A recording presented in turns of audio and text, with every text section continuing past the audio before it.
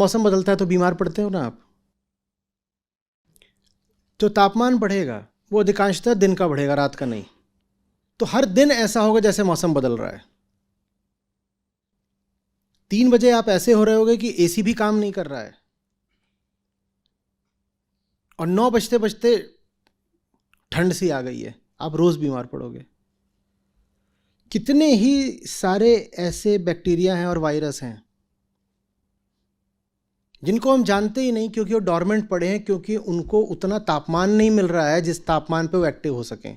ये तापमान बढ़ते ही वो सक्रिय हो जाएंगे, और हम उनको जानते नहीं। हमने उनके खिलाफ कोई दवाई आज तक बनाई ही नहीं है। हमारे पास उनके विरुद्ध ना इम्यूनिटी है, ना वैक्सीन, ना दवाई। ये सब सक्रिय हो जाने हैं। एक कोविड नहीं, 1000 कोविड बरसने हैं।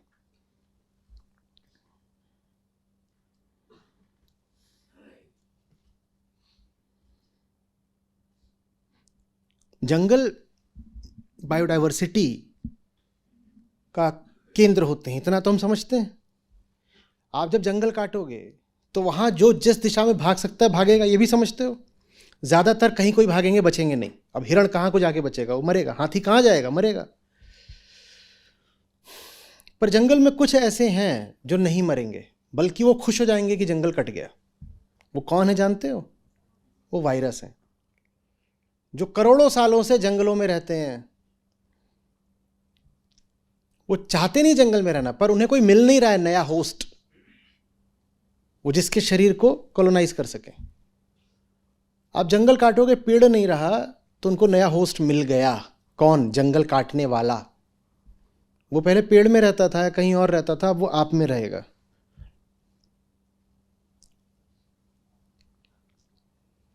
जो नोवेल कोरोना वायरस था वो भी ऐसे ही आया था। वो भी ऐसा नहीं कि पूरे तरीके से चीन ने उसको लैब में ही तैयार करा था, वो पहले से था। कहाँ था? वो जंगल में गुफा में रहता था, कोई उसको छेड़ने वाला नहीं था।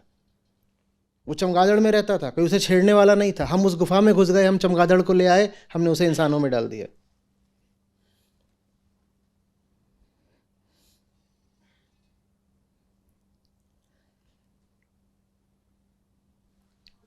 और जो पुराने पुराने जो अभी वायरस विलुप्त हो चुके हैं वो भी वो बिल्कुल वापस आएंगे, क्योंकि वायरस जो है वो स्ट्रिक्टली एक लिविंग ऑर्गेनिज्म नहीं होता है।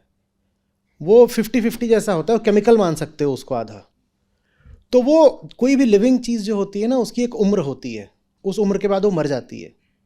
वायरस स्टोर हो सकता है एक केमिकल की तरह, करोड़ों सालों तक स्टोर्ड रह सकता है। वो स्टोर्ड हैं ग्लेशियर्स के नीचे और बहुत और जगहों पर।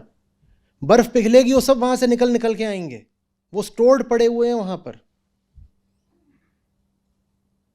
और वहां कभी बर्फ पिघली नहीं थी तो कभी बाहर आए नहीं थे। वो चुपचाप वहां पड़े हुए थे, डॉर्मेंट। अब आएंगे।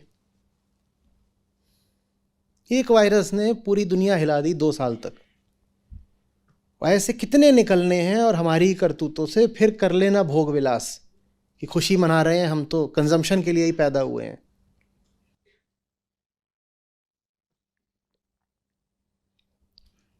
कोविड बीमारी भी जो हुई थी वो कोई चली थोड़ी गई है। हाँ, आपके वायरल लोड अब नहीं है, पर बीमारी है। ये 2 अलग अलग बातें होती हैं।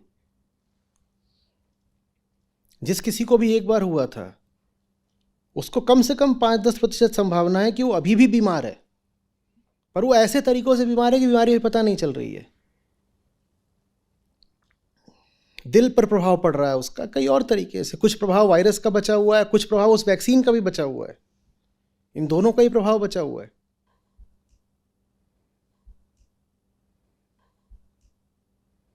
हम कितने मूर्ख जैसे लगेंगे ना जब ये सब हो रहा होगा, क्योंकि हमने करा है।